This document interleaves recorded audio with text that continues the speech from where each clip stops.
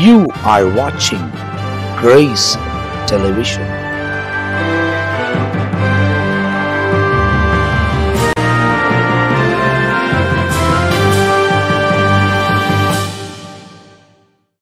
ஆண்டவரும் அருமை இரட்சகராகிய இயேசு கிறிஸ்துவின் நாமத்தினால் உங்கள் யாவருக்கும் எங்களுடைய அன்பின் வாழ்த்துக்களையும் ஸ்தோத்திரங்களையும் தெரிவித்துக் கொள்கிறோம். தேவனுடைய பெரிதான கிருபையால் சுவிசேஷம் என்ற இன்னொரு பகுதியில் உங்களை சந்திப்பதிலே நாங்கள் மிகுந்த மகிழ்ச்சி அடைகிறோம். இவ்வளவு தூரம் ஆண்டவர் நம்மை ஆசீர்வதித்து பாதுகாத்து வழிநடத்தி கொண்டு வந்திருக்கிறார். தொடர்ந்து நம்மை வழிநடத்துவதற்கு அவர் உண்மை உள்ள தேவனாக இருக்கிறார். அவர் பொய் சொல்ல மாட்டார், அவர் மனம் மாற மாட்டார். அவர் சொன்னதை சொன்னபடியே செய்ய இயேசு வல்லமை உள்ளவர். அவர் போதித்த போதனைகளை நாம் கை கொண்டு நடக்க வேண்டும் என்பதாய் கட்டளை கொடுக்கப்பட்டிருக்கிறது. அந்த கட்டளை பின்தொடர்ந்தபடியால் தான் இன்றைக்கு நாம் சுவிசேஷத்தை கேட்கக்கூடிய அளவுக்கு நாம் இவைகளை கேட்டுக்கொண்டிருக்கிறோம். அப்படியே ஒருவர் கேட்டு இன்றைக்கு நாங்கள் கேட்க, எங்கள் வாயிலாய் நீங்கள் கேட்க, உங்கள் மூலியமாய் அவர் வருக தாமதிக்குமானால் இன்னும் பல தலைமுறைகள் கேட்பதற்கும் ஆண்டவர் உதவி செய்வார். ஆனால் அவர் வருகை சமீபத்தில் இருக்கிறபடியால் நாம் எல்லாம் கண்ணிமைக்க நேரத்தில் மறுரூபமாக்கப்பட்டு அவர் சமூகத்தில் நிற்கக்கூடிய பாத்திரங்களாய் எண்ணப்படுவோம் என்ற ஒரு விசுவாசத்தோடு தான் இந்த வேதத்தை நாம் தொடர்ந்து தியானித்து கொண்டு வருகிறோம். எனவே இந்த சுவிசேஷ போன பகுதியில் நாம் பார்க்கும்போது மத்தேயு எழுதின சுவிசேஷம் 7ஆம் அதிகாரத்தில் 6ஆம் வசனம் வரை போன பகுதியில் நீங்கள் பார்த்திருப்பீங்க. தேவனால் பயன்படுத்தப்படுகிற தேவனுடைய திருசபையை நடத்துகிற தேவனுடைய ஊழியக்காரர்கள் நம் மத்தியில இந்த வசனங்களை குறித்து அநேக காரியங்களை நமக்கு போதிக்க இருக்கிறார்கள். இந்த பகுதியில் 7ஆம் வசனத்திலிருந்து 13ஆம் வசனம் வரை நாம் இந்த 6 வசனங்களை குறித்து சில காரியங்களை இன்றைக்கு நாம் தியானிக்க போகிறோம். அது ஒரு பகுதியாக இந்த இடத்துல நமக்கு போடப்பட்டிருக்கிறது. இதை குறித்து நம் மத்தியில் முதலாவது ரெவரண்ட் மெல்கிசேதேக் அவர்கள் நம்மோடு கூட பகிர்ந்து கொள்வார்கள். மத்தேயுவின் புஸ்தகம் 7ஆம் அதிகாரம். இங்கே நாம் பார்க்கும் பொழுது, கேளுங்கள் அப்பொழுது உங்களுக்கு கொடுக்கப்படும், தேடுங்கள் அப்பொழுது கண்டடைவீர்கள், தட்டுங்கள் அப்பொழுது உங்களுக்கு திறக்கப்படும். ஏனெனில் கேட்கிறவன் எவனும் பெற்றுக் கொள்ளுகிறான், தேடுகிறவன் கண்டடைகிறான், தட்டுகிறவனுக்கு திறக்கப்படும். உங்களில் எந்த மனுஷனானாலும் தன்னிடத்தில் அப்பத்தை கேட்கிற தன் மகனுக்கு கல்லை கொடுப்பானா? மீனை கேட்டால் அவனுக்கு பாம்பை கொடுப்பானா? ஆகையால் பொல்லாதவர்களாகிய நீங்கள் உங்கள் பிள்ளைகளுக்கு நல்ல ஈவுகளை கொடுக்க அறிந்திருக்கும் பொழுது பரலோகத்தில் இருக்கிற உங்கள் பிதா தம்மிடத்தில் வேண்டிக் கொள்ளுகிறவர்களுக்கு நன்மையானவைகளை கொடுப்பது அதிகம் நிச்சயம் அல்லவா? ஆகையால் மனுஷர் உங்களுக்கு எவைகளை செய்ய விரும்புகிறீர்களோ அவைகளை நீங்களும் அவர்களுக்கு செய்யுங்கள். இதுவே நியாய பிரமாணமும் தீர்க்க தரிசனமாம் என்று இங்கே சொல்லப்படுகிறது. ஆண்டவராகிய தேவன் ஒவ்வொரு உபதேசத்தை சொல்லி கொண்டு வரும் பொழுதே, ஆண்டவர் ஒவ்வொன்றா அவர் சொல்லும் பொழுதே, தேவனுடைய பிள்ளைகள் எவ்விதமாக ஜபத்திலே தேவனிடத்தில் கேட்க வேண்டும் என்பதை மிக தெளிவாக இந்த வசனங்களிலே நம்ம பார்க்கிறோம். கேளுங்கள் அப்பொழுது உங்களுக்கு கொடுக்கப்படும், தேடுங்கள் அப்பொழுது கண்டடைவீர்கள், தட்டுங்கள் அப்பொழுது உங்களுக்கு திறக்கப்படும். ஆண்டவர் கீவேர்டு போல ஆண்டவர் மிக தெளிவாக சொல்கிறார். கேளுங்கள் உங்களுக்கு கொடுக்கப்படும், தட்டுங்கள் திறக்கப்படும், தேடுங்கள் கண்டடைவீர்கள். அப்ப பாருங்க, ஏன் என்றால் ஆண்டவர் பிதா கிட்ட கேட்க சொல்றார். அப்ப கேட்கிறவன் எவனும் பெற்றுக் கொள்ளுகிறான், தேடுகிறவன் கண்டடைகிறான், தட்டுகிறவனுக்கு திறக்கப்படும். கேட்கிறவன் ஜபத்துல நாம எதை நம்ம கேட்டாலும் நம்முடைய பரமபிதா அவைகளை கொடுப்பதற்கு உண்மை உள்ள தேவனாய் இருக்கிறார் என்று இயேசு இங்கே தமது சீஷர்களும் தன்மை பின்பற்றி வந்த ஜனங்களுக்கு ஆண்டவர் மலையின் உபதேசத்துல ஆண்டவர் பிரசங்கித்துக் கொண்டே இருக்கிறார். அப்ப பாருங்க, 9வது வசனத்துல நம்ம பார்க்கும்போது, உங்களில் எந்த மனுஷனானாலும் தன்னிடத்தில் அப்பத்தை கேட்கிற தன் மகனுக்கு கல்லை கொடுப்பானா? மீனை கேட்டால் மீனுக்கு பதிலாக பாம்பை கொடுப்பானா? அதாவது மாற்றி கொடுப்பாங்களா? ஆபத்தானதை கொடுப்பாங்களா? பொல்லாதவர்களாகி நீங்களே உங்கள் பிள்ளைகளுக்கு நல்ல ஈவுகளை கொடுக்க அறிந்திருக்கும் பொழுது தம்மிடத்தில் வேண்டிக் கொள்கிறவர்களுக்கு தேவன் நல்ல ஈவுகளை கொடுப்பார் என்பதை மிக தெளிவாக சொல்லுகிறது. பொல்லாதவர்களாகி நீங்கள், ஆண்டவர் இங்க சொல்லும் பொழுது இது இயேசுவின் சொந்த சீஷர்களுக்கான வார்த்தை. அதாவது பேதுரு, யாக்கோபு, யோவான் மற்றும் அப்போஸ்தலர்களும் அங்கிருந்தாங்க. இந்த வசனங்களிலே நாம பார்க்கும் பொழுது உலகில் இருந்த மனிதர்களுடைய சுவாபங்கள் மிகவும் மோசமான சுவாபமாக இருந்தது. இயேசு அவர்களை பொல்லாதவர்கள் என்று சொல்லுகிறார். இயேசுவை நியாயம், அதாவது ஜட்ஜி பண்ணி இயேசுவோடு கூட இருந்து குற்றம் சாற்றி இப்படி செஞ்சா எப்படி, அதை அப்படி பண்ணா எப்படி என்று சதி செய்யறோம் பரி செய்யறோம் கூடவே இருந்தார்கள். ஆண்டவர் அவர்களை பார்த்து சொல்ல, பொல்லாதவர்களாகிய நீங்கள் உங்கள் பிள்ளைகளுக்கு நல்ல ஈவுகளை அறிந்து கொள்ளும் பொழுது, கொடுக்க அறிந்திருக்கும் பொழுது. இப்போ ஒருத்தன் இயேசு கிட்ட, நல்ல போதகரே, நித்திய ஜீவனை பெறுவதற்கு நான் என்ன செய்ய வேண்டும்? மத்தேயு 19:17 அதற்கு அவர், நீர் என்னை நல்லவன் என்று சொல்வானேன், தேவன் ஒருவரை தவிர நல்லவன் ஒருவனும் இல்லையே என்று சொல்லி, ஆண்டவர் நீ ஜீவனில் பிரவேசிக்க வேண்டுமென்றால் கற்பனைகளை கைக்கொள் என்று அவனோட பேசினார். அப்கோர்ஸ் இயேசுவும் நல்லவர் தான், அவரும் தேவனுடைய தன்மை உள்ளவர் தான். மனுஷ ரீதியிலே 100% மனிதனாக 100% தெய்வமாக இருந்தவர் தான் ஆண்டவராகிய இயேசு. அவர் அங்க சொல்ல, தேவன் ஒருவர் தான் நல்லவர். அப்போ மற்றவங்க எல்லாம் யாருன்னா உண்மை இல்லாதவர்கள். சில நேரங்களிலே நாம் தவறி விடுகிறோம், சில நேரங்களிலே நாம் பாவம் செய்து விடுகிறோம். ஆண்டவர் மிக தெளிவாக இங்க சொல்லுகிற, பொல்லாதவர்களாகி நீங்கள் உங்கள் பிள்ளைகளுக்கு நல்ல ஈவுகளை கொடுக்க அறிந்திருக்கும் பொழுது தம்மிடத்தில் வேண்டிக் கொள்ளுகிறவர்களுக்கு பரமபிதாவானவர் கொடுப்பது அதிக நிச்சயம் அல்லவா? அப்போ நம்ம கேட்டால் நிச்சயம் கொடுப்பார், தேடினால் நிச்சயம் கண்டடைவோம், தட்டினால் திறக்கப்படும். சில பேர் என்ன பண்ணுவாங்க, கேட்கவும் மாட்டாங்க, தட்டவும் மாட்டாங்க, அவங்க ஒண்ணுமே செய்ய மாட்டாங்க. ஆனா சைலண்டா இருந்துக்குன்னா அவங்களுக்கு ஆசீர்வாதம் வரணும், ஜெபத்துக்கு பதில் வரணும், கர்த்தர் அவர்களுக்கு வானத்தின் பொக்கிஷங்களை திறந்தவர்களை ஆசீர்வதிக்க வேண்டும் என்று அவங்க சைலண்டாவே இருப்பாங்க. ஆண்டவர் நமக்கு கற்றுக் கொடுத்திருக்கிற இந்த ஃபார்முலா என்னன்னா, கேளுங்கள் உங்களுக்கு கொடுக்கப்படும், தட்டுங்கள் உங்களுக்கு திறக்கப்படும், தேடுங்கள் அப்பொழுது நீங்கள் கண்டடைவீர்கள்.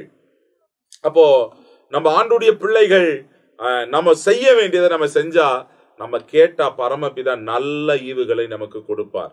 நல்ல பொக்கிஷ சாலையை திறந்து நம்மை ஆசீர்வதிப்பதற்கு கர்த்தர் உண்மை உள்ள தேவனா இருக்கிறார் என்று வசனம் இங்க தெளிவாக சொல்லுகிறது. வேதத்துல தேவனிடத்துல கேட்டவர்கள் எல்லாருக்கும் எப்படி ஆண்டவர் கொடுத்தார் என்பதை குறித்து எல்லாம் வசனம் அழகா சொல்லுகிறது. இன்னைக்கு ஆண்டவர் உத்தமமாய் நடக்கிறவர்களுக்கு நன்மை வழங்காதிரார். சங்கீதம் 84 சங்கீதத்தின் கடைசி பகுதி, தேவனை உண்மையாய் தேடுகிறவர்கள் கேட்கிறவர்களுக்கு நன்மையை வழங்காது இருக்க மாட்டார், நிச்சயமா நன்மையை கர்த்தர் கொடுப்பார். 86 சங்கீதம் 15 வசன விதமாய் சொல்லுது, ஆனாலும் ஆண்டவரே நீர் மௌனம் மன உருக்கமும் இரக்கமும் நீடிய பொறுமையும் பூரண கிருபையும் சத்தியமுள்ள தேவனாய் இருக்கிறீர். அப்ப சத்தியமுள்ள தேவன், இரக்கமுள்ள தேவன், கிருபை உள்ள தேவன் நம்முடைய கூப்பிடுதலை கேட்டு ஆண்டவர் கொடுக்கிறார். இதே பகுதியை லூக்காவின் புஸ்தகம் 11 11-13 வரைக்கும் ஆண்டவர் சொல்லும் பொழுது மிக தெளிவாக அதை சொல்லுகிறார். பாருங்க, உங்களில் தகப்பனா இருக்கிறவன் ஒருவனிடத்தில் மகன் அப்பம் கேட்டால் அவனுக்கு கல்லை கொடுப்பானா, மீனை கேட்டால் அவனுக்கு பதிலாய் பாம்பை கொடுப்பானா, அல்லது முட்டையை கேட்டால் அதற்கு தேலை கொடுப்பானா? பொல்லாதவர்களாகி நீங்கள் உங்கள் பிள்ளைகளுக்கு நல்ல ஈவுகளை கொடுக்க அறிந்திருக்கும் பொழுது பரமபிதாவானவர் தம்மிடத்தில் வேண்டிக் கொள்கிறவர்களுக்கு பரிசுத்த ஆவியை அருளுவது நிச்சயம் அல்லவா? அப்போ இங்க லூக்கா எழுதும் பொழுது தெளிவாய் சொல்லுகிறார், தம்மிடத்தில் வேண்டிக் கொள்ளுகிறவர்களுக்கு பரிசுத்த ஆவியை கொடுப்பது நிச்சயம் அல்லவா? ஆண்டுடைய பிள்ளைகள், தேவனுடைய பிள்ளைகள் பரிசுத்த ஆவியினுடைய உதவியை நாம் ஆண்டவரிடத்துல கேட்க வேண்டும். தட்டினால் நமக்கு திறக்கப்படும், தேடினால் கண்டடைவோம். இன்னைக்கு நம்ம செய்ய வேண்டியதை செஞ்சா அவர் செய்ய வேண்டியதை நமக்கு செய்வார், நம்முடைய தேவைகளை சந்திப்பார். அதுக்கு அடுத்த கீழே வசனம் பாருங்க, 12 சொல்லுகிறது, ஆதலால் மனுஷர் உங்களுக்கு எவைகளை செய்ய விரும்புகிறீர்களோ அவைகளை நீங்களும் அவர்களுக்கு செய்யுங்கள், இதுவே நியாய பிரமாணமும் தீர்க்க தரிசனமா இருக்கிறது. மனுஷர் உங்களுக்கு என்ன செய்ய வேண்டும் என்று விரும்புகிறீர்களோ முதலாவது நீங்கள் போய் அதை மற்றவங்களுக்கு செய்யுங்கள். இன்னைக்கு நாம் என்ன எதிர்பார்க்கிறோமோ, மற்றவங்க நம்மளுக்கு என்ன செய்யணும் நம்ம விரும்புகிறோமோ, ஆண்டு சொல் நீ போய் அதை செய்ய, அவங்களுக்கு நீ போய் அதை இது இயேசுடைய உபதேசத்துல மிக ஒரு டாப் சர்மன் சொல்லலாம். இன்னைக்கு நீ மற்றவங்க உனக்கு என்ன செய்யணும்னு விரும்புறியோ நீ போய் முதல்ல அதை செய். இன்னைக்கு அருமையான கர்த்தருடைய பிள்ளைகளே, நம்ம செஞ்சா ஆண்டவர் நமக்கு திருப்பி செய்வார். நமக்கு சில பேர் என்ன பண்ணுவாங்க, எதிர்பார்த்து கொண்டே இருப்பாங்க, யாராகில நம்மளுக்கு உதவி செய்ய வேண்டும், யாராகில நமக்கு பரிந்து பேசணும், யாருன்னா நமக்கு இப்படி பண்ணோம் அப்படின்னு சொல்லி. ஆனா இவர்கள் யாருக்கும் ஒன்னும் செய்ய மாட்டாங்க. அப்படி இல்லாதபடி ஆண்டவர் தெளிவாய் சொல்ல விரும்புகிற காரியம், மற்றவங்க உனக்கு என்ன செய்யணும்னு விரும்புகிறியோ நீ போய் முதலாவது அதை செய். இன்னைக்கு அதை நாம் செய்வோம் என்றால் நிச்சயமாக கனமும் ஆசீர்வாதமும் நம்மை தேடி வரும். ஆண்டவரை உறுதியாய் நம்புவோம். ஆமென். அப்ப இந்த பகுதியில் உள்ள சில காரியங்களை நாம் கேட்டிருக்கிறோம். கேளுங்கள், தட்டுங்கள், தேடுங்கள் என்பதாக சொல்லப்பட்டிருக்கிறது. அப்ப இந்த 3 காரியத்தை குறித்தும் இந்த 12ஆம் வசனம் வரை ஆண்டவர் பேசுகிறார். அப்ப பொல்லாத மனிதர்கள் என்பதை சொல்லுகிறார். அதை குறித்த விளக்கத்தை நாம் பார்க்க போகிறோம். இதுல இன்னும் கூடுதலான தகவலை நம் மத்தியில பிஷப் ரெவரண்ட் பென்னி யோசையா பகிர்ந்து கொள்ள போறாங்க. வேதத்திலே இந்த மத்திய சுவிசேஷம் 7வது அதிகாரம் 7வது வசனம் மிகவும் ஒரு முக்கியமான வசனமா எல்லோரும் நினைப்பார்கள். ஒரு பழமொழியா கூட இதை சொல்லுவாங்க. என்னன்னு கேட்டா, மத்திய 7:7 கேளு அப்படின்னு சொல்லிட்டு 7:7 கேளு அப்படின்னு சொல்லுவாங்க. அப்போ அதை கேட்கும்பொழுது எதை இங்கே சொல்லப்பட்டிருக்கிறது என்று சொன்னால், இங்கே முதலாவது அருமையான தேவ ஊழியக்காரர் சொன்னது போல கேளுங்கள், தேடுங்கள், தட்டுங்கள். இப்போ இந்த 3 காரியத்தை ஆண்டவர் இங்க சொன்னாலும் கூட இங்கே பார்த்தால் கேளுங்கள் என்கின்ற காரியத்தை குறித்து தான் விவரமா சொல்லியிருக்கு. ஆனா தட்டுங்கள் என்பதும் தேடுங்கள் என்பதை குறித்தும் கொஞ்சம் தான் இருக்கு. ஆனா 7வது வசனத்தின் முதல் பகுதி கேளுங்கள் என்ற ஒரு வார்த்தையை நாம் அந்த இடத்திலே பார்க்கிறோம். அப்போ அது மட்டுமல்லாதபடிக்கு 11வது வசனத்தை பார்க்கும்போது, பொல்லாதவர்களாகிய நீங்கள் உங்கள் பிள்ளைகளுக்கு நல்ல ஈவை கொடுக்க அறிந்திருக்கும் பொழுது, அப்போ நீங்களே பொல்லாதவர்களாகிய நீங்கள் உங்கள் பிள்ளைகளுக்கு நல்ல ஈவை கொடுக்க அறிந்திருக்கும் பொழுது, பரலோகத்தில் இருக்க உங்கள் பிதா தம்மிடத்தில் வேண்டிக் கொள்ளுகிறவர்களுக்கு நன்மையானவைகளை கொடுப்பது அதிக நிச்சயம் அல்லவா?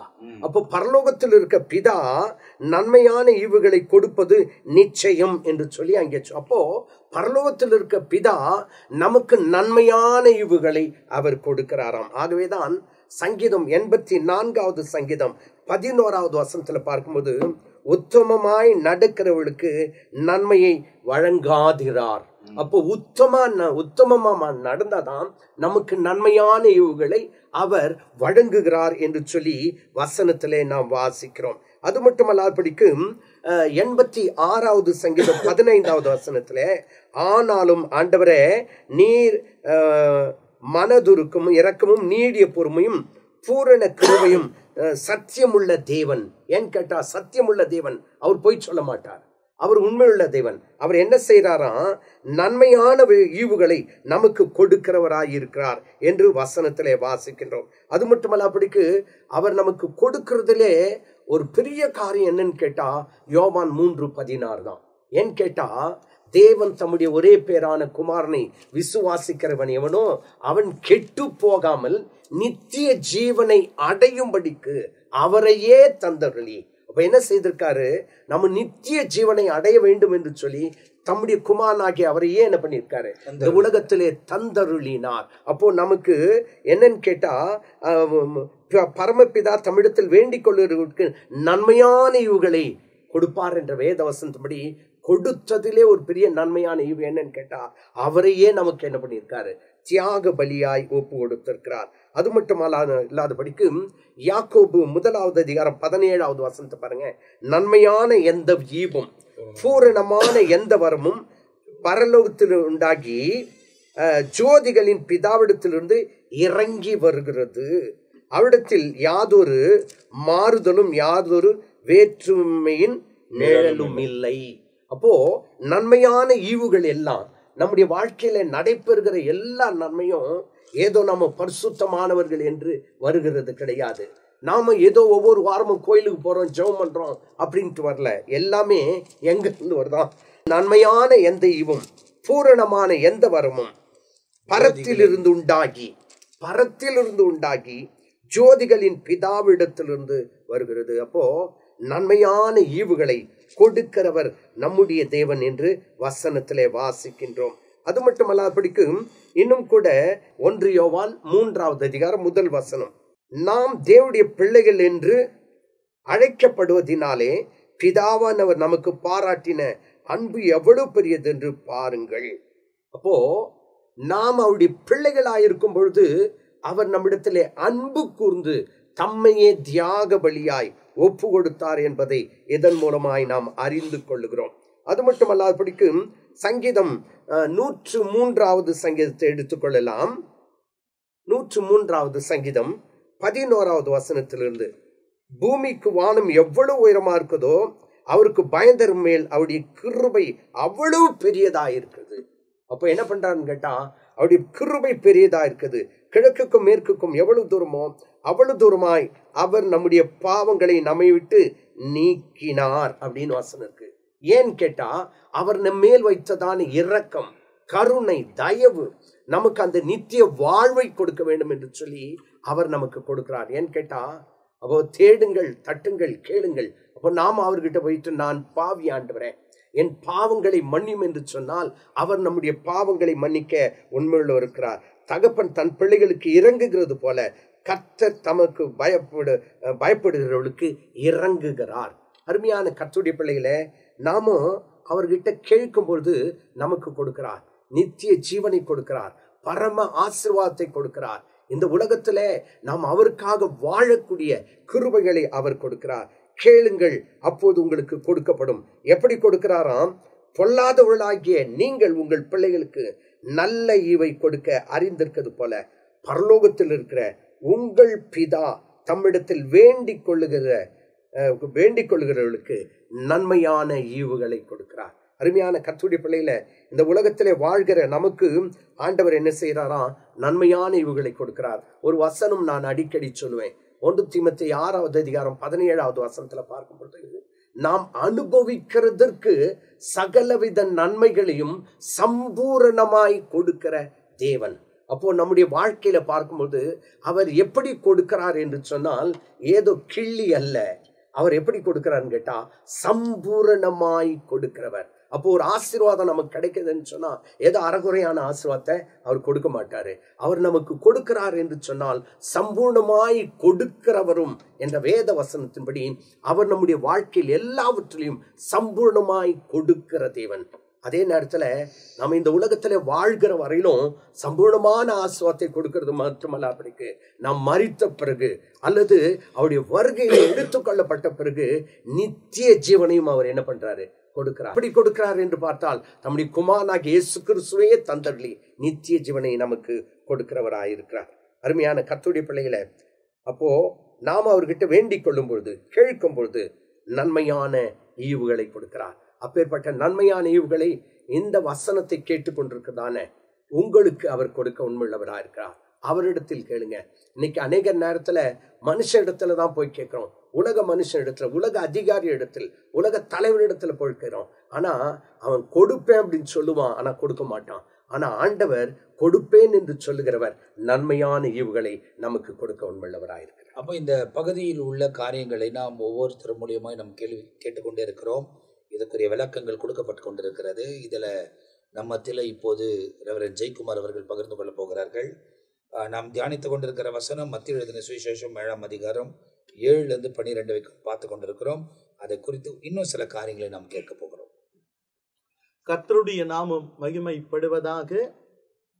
தொடர்ச்சியாக 7ஆம் அதிகாரத்திலிருந்து அநேக காரியங்களை குறித்து நாம் ஆராதிக்கிற தேவனாகிய கர்த்தர், ஆண்டவராகிய இயேசு கிறிஸ்து நமக்காக பல காரியங்களை குறித்து கற்றுக் கொடுத்து கொண்டிருக்கிறார். அதில் விசேஷமாக 7ஆம் அதிகாரம் 7ஆம் வசனத்தில் இருந்து 12ஆம் வசனம் வரைக்கும் ஒரு ஆழ்ந்த சத்தியத்தை குறித்து ஆண்டவர் இங்கு கற்றுக் கொடுக்கிறார். இதில் விசேஷமாக எல்லாரும் நாம் பிரசங்கிக்கிறோம், நாம் வாசிக்கும் பொழுது கேட்க வேண்டும், தட்ட வேண்டும், தேட வேண்டும் என்றுதான தலைப்பிலே பல முறை நாம் தியானித்திருக்கிறோம், படித்திருக்கிறோம். ஆனால் இந்த 7ஆம் வசனத்திலிருந்து 12ஆம் வசனம் வரைக்கும் ஆண்டவராகிய இயேசு கிறிஸ்து கற்றுக் கொடுக்கிறதான இந்த காரியத்துடைய உள்நோக்கமே நியாயப்பிரமாணம் என்ன கற்றுக் கொடுக்கிறது, தீர்க்க தரிசனங்களும் என்ன கற்றுக் கொடுக்கிறது என்பதை குறித்து மையப்படுத்தி அது புரிந்து கொள்ளும்படியாக அதை அவர்கள் கடைபிடிக்க வேண்டும். நியாயப்பிரமாணம் தீர்க்க தரிசனங்களும் என்ன சொல்கிறது என்று அறிந்து புரிந்து அதன்படி அவர்கள் செய்ய வேண்டும் என்பதற்காக முன் உதாரணமாக நமக்கு இந்த காரியத்தை கற்றுக் கொடுக்கிறார். வசனம் பாருங்க, 12 சொல்லுது, ஆதலால் மனுஷர் உங்களுக்கு எவைகளை செய்ய விரும்புகிறீர்களோ, மனுஷர் உங்களுக்கு எவைகளை செய்ய நீங்க நினைக்கிறீங்களோ, மனுஷர் எவைகளை செய்ய நீங்க நினைக்கிறீங்களோ, அப்ப நீங்க ஒண்ணு நினைக்கிறீங்க, மனுஷர்கள் இந்த நன்மை எனக்கு செய்யணும், நன்மையானதை தான் கொடுக்கணும், எனக்கு நல்லது தான் செய்யணும்னு நம்ம நினைக்கிறோம். நினைக்கிறதுல எந்த தவறும் கிடையாது. ஆனால் மனுஷர் எவைகளை உங்களுக்கு செய்ய நீங்க நினைக்கிறீங்களோ அவைகளை நீங்களும் அவர்களுக்கு செய்யுங்கள். உனக்கு மற்றவர்கள் என்ன செய்யணும், நன்மை செய்யணும், நன்மையானதை தரணும், அன்பா பேசணும், எல்லாமே அதில் அடங்கும். அவங்க என்ன நினைக்கிறாங்க, நீ என்ன நினைக்கிறையோ அவங்கெல்லாம் இப்படி செய்யணும்னு அவைகளையே நீயும் அவர்களுக்கு செய்யுங்க. இதுதான் நியாய பிரமாணமோ தீர்க்க தரிசனமோ. அதை புரிந்து கொள்வதற்காக ஆண்டவர் 7ஆம் வசனத்தில் இருந்து கொண்டு 12ஆம் வசனத்தில் முடிக்கிறார். அப்பொழுதுதான் சொல்றாரு, கேளுங்கள் அப்பொழுது உங்களுக்கு கொடுக்கப்படும். கேளுங்க அப்போது உங்களுக்கு கொடுக்கப்படும். கேளுங்க உங்களுக்கு அது கொடுக்கப்படும். 2ஆவது சொல்றாரு, தேடுங்க அப்பொழுது நீங்க கண்டடைவீர்கள். 3ஆவது சொல்றாரு, தட்டுங்கள் அப்போது உங்களுக்கு திறக்கப்படும். அப்ப அந்த 7, 8 வாசித்து பார்த்தால் கேளுங்கள், தேடுங்கள், தட்டுங்கள். அப்போ 9 பார்க்கும் பொழுது ஏனென்றால் அந்த விளக்கத்தை சொல்கிறாரு. கேட்கிற எவனும் பெற்றுக்கொள்கிறான், கேட்கிற எவனும் பெற்றுக்கொள்கிறான், தட்டுகிறவன் தேடுகிறவனோ கண்டடைகிறான், தட்டுகிறவனுக்கும் திறக்கப்படும். அப்ப அந்த கேட்க சொல்றது அர்த்தத்தை 9ஆம் வசனத்தை சொல்கிறார். கேளுங்கள், தேடுங்கள், தட்டுங்கள். அதற்கான விளக்கம் 9ஆம் வசனத்துல வந்துச்சு. அப்போ அதற்கு ஒரு உதாரணமாக அவர்களே வைக்கிறார், வேற எங்கும் போல. அந்த உதாரணமாக யார் சொன்னாலும் 9, 10 வாசித்து பார்த்தால், உங்களில் எந்த மனுஷனானாலும் தன்னிடத்தில் அப்பத்தை கேட்கிற எந்த மகனுக்கு கல்லை கொடுப்பானா. இந்த இடத்துல தகப்பன் பிள்ளை என்ற உறவை கொண்டு வரார். தகப்பன் பிள்ளை எப்படிப்பட்ட தகப்பனா இருந்தாலும் தன் மகன் தன் தகப்பன் இடத்திலே ஒரு காரியத்தை கேட்கும் பொழுது அதை நன்மைதான் செய்வார். எந்த தகப்பனும் தப்பான காரியத்தை பிள்ளைக்கு தீங்கு உண்டாக்குறத கொடுக்கவே மாட்டார். அதைத்தான் ஆண்டவர் முன் வச்சு சொல்றாரு, உங்களில் எந்த மனுஷனாலும், அது யாருன்னா இருக்கட்டும், எந்த மனுஷனாலும் தன்னிடத்தில் அப்பத்தை கேட்கிற தன் மகனுக்கு கல்லை கொடுப்பானா. பிள்ளை பசிக்குது, அப்பா எனக்கு அப்பம் ஒன்னு கேட்டா, அப்பதான் நான் கேட்கிறேன், இந்தாடா கல்லுன்னு கொடுப்பானா. எப்படிப்பட்ட ஒரு துர்மார்க்கமான தகப்பனா இருந்தாலும், எவ்வளவு தீய கொடூரமான ஒரு தகப்பனா இருந்தாலும், தன் தகப்பனிடத்தில் பிள்ளை கேட்கும் பொழுது அப்பத்தை கேட்டால் அவனுக்கு கல்லை கொடுப்பானா. கேள்வியோடு தான் இருக்குது. 2வது சொல்றார் 10ல, மீனை கேட்டால் அவனுக்கு பாம்பை கொடுப்பானா. மீன் தானே கேட்கிற, இந்தாடா பாம்பு பிடிச்சி கொடுக்குற, அதுவும் மீன் மாதிரி தானே இருக்குது.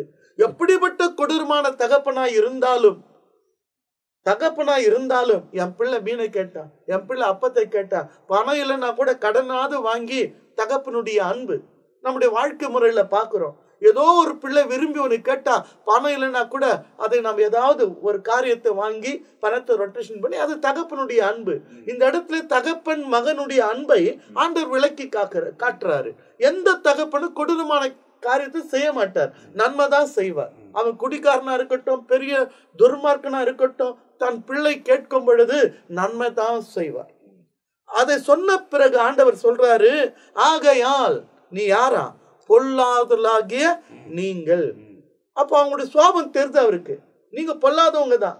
மனுஷனுடைய இருதயம் நித்தமும் பொல்லாததா இருக்கு. நீங்க பொல்லாத ஆண்ட வேற யாரும் சொல்ல, பொல்லாதலாகிய நீங்கள் அவங்களே சொல்றாரு, வேற யாரும் இன்னொருத்தர் முன் வைக்கல. அந்த வசனத்தை கேட்கிற அவரிடத்தில் வந்த அந்த திரளான மக்களை பார்த்து சொல்றாரு, நீங்களாம் யாரு, பொல்லாதவர்கள். எதிர்த்து யாரும் நிக்க முடியல, ஏன்னா ஒவ்வொருடைய ஜீவியம் அவருக்கு தெரியும். பொல்லாதலாக நீங்கள் உங்க பிள்ளைகளுக்கு நல்ல ஈவுகளை கொடுக்க அறிந்திருக்கிற பொழுது. அப்ப உன் சுவாபம் எப்படி, பொல்லாதவனி, உன் வாழ்க்கை முறை சரியில்லை, ஆனாலும் பொல்லாதலாக நீங்கள் உங்க பிள்ளைக்கு நல்ல ஈவுகளை கொடுக்க அறிந்திருக்கிற. உன் பிள்ளை அப்பத்தை கேட்டா கல்ல கொடுக்க மாட்டேங்கிற, மீனை கேட்டா பாம்பை பிடிச்சி கொடுக்க மாட்டேங்கிற, பொல்லாதலாக உன் சுவாபம் என்ன, பொல்லாதவனி. பொல்லாத ஜீவியம் உள்ளவன். பொல்லாதலாக நீங்கள் உங்கள் பிள்ளைகளுக்கு நல்ல ஈவுகளை கொடுக்க அறிந்திருக்கிற. அப்ப அப்பாக்கு தெரியுது, என் பிள்ளை என்ன கேட்டானோ அதை தான் நான் கொடுக்கிறோம். கஷ்டப்பட்டாவது வாங்கி கொடுக்கிறோம், 4 கடையிலாவது ஏறி இறங்கி வாங்கி கொடுக்கிறோம். தகப்பனுடைய அன்பு. அப்ப அதைத்தான் ஆண்டவர் வச்சு சொல்றாரு, பொல்லாதலக நீங்க உங்க பிள்ளைக்கு நல்ல இவைகளை கொடுக்க அறிந்திருக்கிற பொழுது தம்மிடத்தில் சொல்றாரு, அந்திருக்கிற போது பரலோகத்தில் இருக்கிற உங்கள் பிதா கேந்த அன்பு இருக்குது. நீ பொல்லாதவன், நீ துர்மார்க்க, உன் பிள்ளை அப்பம் கேட்டா கல்ல கொடுக்க மாட்ட, மீனை கேட்டா பாம்பு பிடிச்சி கொடுக்க மாட்ட, பொல்லாதல நீங்களே உங்க பிள்ளைக்கு நல்லவைகளை கொடுக்க அறிந்திருக்கிற பொழுது பரலோகத்தில் இருக்கிற உங்கள் பிதா, அவர் யாருன்னு சொன்னா இரக்கத்தில் ஐஸ்வரியமுள்ள தேவன். அந்த பிதா தேவன் யாரு? இரக்கத்தில். அவர் இரக்கத்தில் ஐஸ்வரியமுள்ள தேவனா இருக்கிறபடினால தான் பாவம் செய்து கெட்டு போன நம்மை ரட்சிக்கும்படியாய் தன் குமாரனாகிய இயேசுவை நமக்காக தந்தார். அவர் இரக்கத்தில் ஐஸ்வரியமுள்ள தேவன். அந்த இரக்கத்தில் ஐஸ்வரியமுள்ள தேவனா இருக்கிறபடினால் பாவம் செய்து கெட்டு போன நம்மை ரட்சிக்கும்படியாக பரலோகத்தில் இருந்த அந்த குமாரனாகிய இயேசுவை, தேவனாய் இருந்த அவரை இந்த பூமிக்கு அனுப்பினார். எதனால? அந்த தகப்பன் நம் மீது வைத்த அன்பு, அந்த பிதாவாகிய தேவன். பரலோகிக்கிற உங்கள் பிதா தம்மிடத்திலே வேண்டிக் கொள்ளுகிறவர்களுக்கு சொல்றாரு ஆண்டவர் இயேசு, தம்மிடத்திலே வேண்டிக் கொள்ளுகிறவர்களுக்கு நன்மையானவைகளை கொடுப்பது அதிக நிச்சயம் அல்லவா? இதனுடைய நோக்கமே என்னன்னா, 4 பேருக்கு நன்மை செய், நன்மையானதை செய்யணும். புரியுங்களா? அதுக்கெல்லாம் உதாரணமாகத்தான் 7ஆம் வசனத்திலிருந்து கேளுங்கள், தேடுங்கள், தட்டுங்கள் எல்லாத்தையும் விளக்கத்தை ஒரு மனுஷனை முன்ன வச்சு, அப்பா பிள்ளை முன்ன வச்சு, மகன் தகப்பன் உறவு வச்சு, உங்க அப்பா பிள்ளைக்கு அப்பா கிட்ட போயிட்டு பிள்ளை கேட்டாக்கா அப்பம் கேட்டா கல்லை கொடுப்பானா, மீனை கேட்டாக்கா பாம்பு பிடிச்சி கொடுப்பானா, எல்லாத்தையும் விளக்கின வந்த பிறகு ஆண்டவர் சொல்றார், பொல்லாதலாக நீங்க உன் பிள்ளைக்கு நல்ல இவுகளை கொடுக்க உனக்கே இந்த அறிவு இருக்கு, உனக்கே இந்த அன்பு இருக்குது. ஆனா என்னால் நீ படைக்கப்பட்டவன், உன் பரலோகத்துக்கிற உங்கள் பிதா, உங்கள் பிதா தம்மிடத்தில் வேண்டிக் கொள்ளுகிறவர்களுக்கு நன்மையானது கொடுப்பது அதிக நிச்சயமல். அப்ப இந்த எழுத்து முக்கியமான நோக்கம்னா 4 பேருக்கு நன்மை செய், 4 பேருக்கு நன்மை செய். அதுதான் நியாய பிரமாணமும், அதுதான் தீர்க்க தரிசனம், அதுதான் எடுத்து சொல்லுகிறது. நீ தீமை யோசிக்காத, 4 பேர் உனக்கு நன்மை செய் நீ யோசிக்கிற இல்லையா? யாருன்னா யோசிப்ப எனக்கு 4 பேர் என்ன அடிக்கணும் யோசிக்கிறோமா? இல்ல, 4 பேர் அடிக்காதபடி நம்ம பார்த்துக்கணும் அப்படின்னு யோசிக்கிறோம். அதுபோல எந்த காரியமே 4 பேருக்கு நன்மையை யோசி. 4 பேர் உனக்கு நன்மை செய்யணும்னு யோசிக்கிறீங்க, நீ என்ன செய்ய? அதை செய். அதை புரிந்து கொள்வதற்காக இந்த 7ஆம் வசனத்திலிருந்து ஒரு கேட்கிறதுன்னு தொடங்கி கடைசியில் சொல்றாரு, ஆதலால் மனுஷர் உங்களுக்கு எவைகளை செய்ய நினைக்கிறீங்களோ, நீங்க நினைக்கிறீங்க இவங்க எல்லாம் எனக்கு இந்த நன்மை செய்யட்டும், இவங்க எல்லாம் எனக்கு நன்மை செய்ய நினைக்கிற பாரு, அவைகளை நீங்களும் அவர்களுக்கு செய்யுங்க. உனக்கு மட்டும் நன்மை வரணும், ஆனா நீ நன்மை செய்யக்கூடாது. அதுல அவர்களுக்கு நீங்க செய்யுங்க. இதுதான் எது? நியாய பிரமாணமும் தீர்க்க. அப்ப இந்த நியாய பிரமாணம் என்ன போதிக்கிறது, தீர்க்கதரிசனம் என்ன போதிக்கிறது என்பதை இவர்கள் உணரும்படியாய், அதை கடைபிடிக்கும்படியாக 7ஆம் வசனத்திலிருந்து விளக்கி சொல்லுகிறார். அப்ப இந்த பகுதியை நாம் தியானிக்கிறோம். கேளுங்கள், தேடுங்கள், தட்டுங்கள். ஒரு சின்ன கன்க்ளூஷன் உங்களுக்கு கொடுக்க விரும்புகிறேன். பெற்றுக்கொள்ளுகிறவரை கேட்கணும், தேடுகிறது கண்டுபிடிக்கிறவரை தேடணும், தட்டுகிறது திறக்கிறவரை தட்டி கொண்டே இருக்கணும். ரொம்ப தெளிவா புரிந்து கொள்ளணும். தேவனுக்கு ஏற்றவைகளை நாம் கேட்கும் போது நிச்சயமாய் அவன் கொடுக்கிறார் என்பதை வேதத்தில் எழுதப்பட்டிருக்கிறது. அடுத்தது நாம் தேடக்கூடியதெல்லாம் ராஜ்யத்துக்குரியதாகவே இருக்க வேண்டும். அவைகளை கண்டுபிடிக்க கர்த்தர் உதவி செய்கிறார். நாம் தட்டுகிறது எல்லாமே தேவனுக்கு பிரியமா இருக்க வேண்டும். அவைகளை தேவன் திறந்து விடுகிறார். அவர் திறந்தால் ஒருவனாலும் அடிக்க முடியாது என்று வேதத்தில் சொல்லப்பட்டிருக்கிறது. இந்த காரியங்கள் எல்லாம் சொல்லுகிற ஆண்டவர் எல்லாத்தையும் இந்த இடத்துல சொல்லிட்டு, பொல்லாத மனிதர்களாகிய நீங்களே, இப்ப என்ன பார்த்து ஆண்டவர் சொல்றார், பொல்லாத மனிதர்களாகிய நீங்களே அப்படின்னா, பிள்ளைங்க இருக்கிறாங்க. நம்ம பிள்ளைங்க வீட்டில் இருக்கிறவங்களுக்கு எவ்வளவு அதிகமான நலமானதை வாங்கி கொடுப்போன்றது யோசித்து பாருங்க. வீட்டில் கூட தாய்மாருங்க என்ன பண்ணுவாங்கன்னா, பிள்ளைங்களை ஃபேவரட்டா வச்சிருப்பாங்க. அவங்களுக்கு மாத்திரம் நல்ல காரியங்கள் எல்லாம் கண்டுபிடித்து தேடி போடுவாங்க. வீட்டுக்கு வந்து இந்த சொந்தக்காரங்க வந்தா கூட அவங்களுக்கு அப்படியே அள்ளி போடுவாங்க. ஆனால் இவங்களுக்கு பார்த்து கவனித்து போடுவாங்க. ஏன்னா அவங்க மேலே இருக்கிற பிரியம். அப்போ நம்ம பட்சபாகம் பார்க்குறோம்ல, நம்மளை அறியாமலே அந்த எண்ணம் நமக்குள்ள வருது இல்லை. இப்போ இதுக்கு இன்னும் நீங்கள் ஆழமாக புரிஞ்சுக்கணும். நம்மளை ஏன் பொல்லாதவர்கள் அப்படின்னு சொல்றாங்க அப்படின்னா, ஒரு டாக்டர் ரட்சிப்பின் அனுபவத்தில் இருந்தால், அவங்க காலையில் எழுந்து தினந்தோறும் ஜெபிக்கக்கூடியவர்களாக இருந்தால், அவங்க என்ன ஜெபிப்பாங்க? நீங்க சற்று யோசித்து பாருங்க.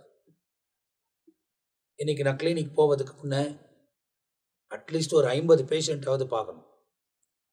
அப்போ அவங்களுடைய ஜபத்தின் நோக்கம் என்ன? 50 பேராவது இவங்க போய் ட்ரீட் பண்ணணும். அந்த பணம், அந்த சம்பாதனை அவங்களுக்கு வரணும். அவங்களுக்கும் ட்ரீட்மெண்ட் இவங்க கொடுப்பாங்க.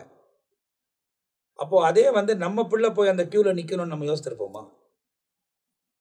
நம்ம பிள்ளை அந்த மாதிரி பலவீனப்பட்டு வரணும்னு நம்ம யோசிச்சிருப்போமா? அப்போ நமக்கு பொல்லாத எண்ணம். அதே போல நிறைய காரியங்களை சொல்லிட்டே போலாம். அதுல குறிப்பா 2, சவப்பட்டி விற்கிறவன் ஜெபிக்கக்கூடியவனா இருந்தால் அவன் என்ன ஜெபம் பண்ணுவான்? நல்ல ஆர்டர் கிடைக்கும். எனக்கு இன்னைக்கு வந்து அட்லீஸ்ட் ஒரு 4 பெட்டியை வித்துடணும். அந்த ஜபத்துக்கான விளக்கம் என்ன தெரியுமா? 4 பேர் சாகணும், அப்போதான் அவன் விற்க முடியும்.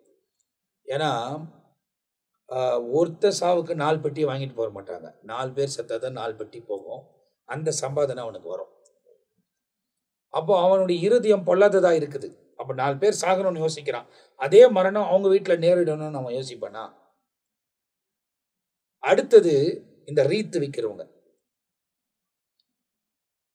ரீத்து என்பது, அதாவது மாலை என்பது திருமணம் மற்ற நிகழ்ச்சிகள்லாம் யூஸ் பண்றாங்க. ஆனா குறிப்பா இந்த ரீத்து மாத்திரம் மரித்தவர்களுக்கு தான் கொண்டு போய் வைப்பாங்க. நிறைய பட்டணங்களுக்கு போகும்போது அந்த ரீத்தை கட்டி வச்சிருப்பாங்க. அவங்க ஜெபம் பண்ண என்ன ஜெபம் பண்ணுவாங்க? இதை நான் விற்கணும். அவங்களுடைய நோக்கமும் என்ன? இன்னைக்கு யாராவது ஒருத்தர் மரித்தா அங்க வாங்கிட்டு போய் இதை அவங்க மரியாதை செலுத்துவாங்க. அப்போ அவங்களும் யாரோ ஒருத்தர் மரிக்கணும்னு யோசிக்கிறாங்க. ஆனா அந்த மரணம் அவங்க வீட்டில் நேரிடும்ன்றது அவங்க நினைக்கவே மாட்டாங்க. அப்போ நம்முடைய எண்ணங்கள் பொல்லாது. நமக்கு நல்லா இருக்கணும், நம்ம பிள்ளைங்க நல்லா இருக்கணும், நம்ம குடும்பம் பாதுகாப்பா இருக்கணும், யார் என்ன எப்படி போனா நமக்கு என்ன என்ற ஒரு மறைமுகமான ஒரு எண்ணம் நம்ம எல்லாருக்குள்ளும் இருக்குது. உங்ககிட்ட இருக்குது, என்கிட்ட இருக்குது, நமக்கு எல்லாருக்குள்ளும் இருக்குது. அப்படிப்பட்ட நீங்களே உங்க பிள்ளைகளுக்கு நல்ல ஈவை கொடுக்க கற்றுக்கொள்ளும் போது பரலோகத்தில் இருக்கிற பிதா அப்படி பார்க்கிறவர் அல்ல, நாம் எல்லாம் நலமா இருக்க வேண்டும் என்றுதான் விரும்புகிறவர். ஆகையால் தான் அவர் உருவாக்கினார். அவர் உங்களுக்கு நல்ல ஈவுகளை கொடுப்பது நிச்சயம் அல்லவா என்பதாய் இயேசு போதிக்கிறதை பார்க்கிறோம். எனவே இந்த பகுதிகளை தியானித்த நீங்கள் தேவனுக்கு ஏற்ற சிந்தை உடையவர்களாய், தேவனுக்கு ஏற்ற எண்ணம் உடையவர்களாய் இந்த உலகத்தில் வாழ்ந்து தொடர்ந்து முன்னேறி கடந்து போக முடியாய் உங்க வாழ்க்கையை அர்ப்பணிக்கும் போது நிச்சயமாய் ஆண்டவர் மேன்மையான காரியங்கள் செய்வார். இவைகளெல்லாம் தியானிப்பதற்கு ஆண்டவர் நமக்கு உதவி செய்கிறார். தேவனுடைய ஊழியக்காரங்க அவங்க நேரங்கள் எல்லாம் ஒதுக்கி நிறைய ஊழியத்தின் நடுவில், ஏன்னா சபை நடத்துகிறாங்க, அந்த சபை நடத்தும் போது நிறைய விஷயங்கள் கவனிக்க வேண்டியது இருக்குது. வெளியே நிறைய இடங்களுக்கு ஊழியங்களுக்கு கடந்து போக வேண்டியது இருக்குது. சர்ச்சுக்கு வரக்கூடிய குடும்பங்கள் நடக்கக்கூடிய காரியங்களில் பங்கு பெற வேண்டிய சூழ்நிலைகள் இருக்கிறது. அதை நடுவில் நம் மத்தியில் நேரத்தை ஒதுக்கி நம் மத்தியில் கர்த்தருடைய வார்த்தைகளை எப்படியாகிலும் உங்களுக்கு விதைக்க வேண்டும் என்ற நோக்கத்தோட நேரத்தை ஒதுக்கிட்டு வராங்க. அவங்களுக்காக நான் கர்த்தருக்கு நன்றி சொல்கிறேன். அவங்க எல்லாருக்கும் கூட நன்றி சொல்கிறேன். தொடர்ச்சியாய் நாம் ஆண்டுடைய வருகை தாமதிக்குமானால் நாம் தொடர்ந்து தியானிக்க போகிறோம். இதை பார்க்குற நீங்கள் மற்றவங்களோட ஷேர் பண்ணுங்கள். இந்த சேனலை சப்ஸ்கிரைப் பண்ணிக்கொள்ளுங்க, உங்களுக்கு நோட்டிஃபிகேஷன் வரும். நீங்கள் வசனத்தை கேளுங்க, வசனத்தை பாருங்கள். ஆண்டவர் உங்கள் வாழ்க்கையில் மேன்மையான காரியங்களை செய்வார். அடுத்த பகுதியில் உங்களை சந்திக்கிற வரை தற்போது நாங்கள் உங்ககிட்ட இருந்து விடை பெறுகிறோம். கர்த்தர் உங்களை ஆசீர்வதிப்பாராக. ஆமென். ஆமென்.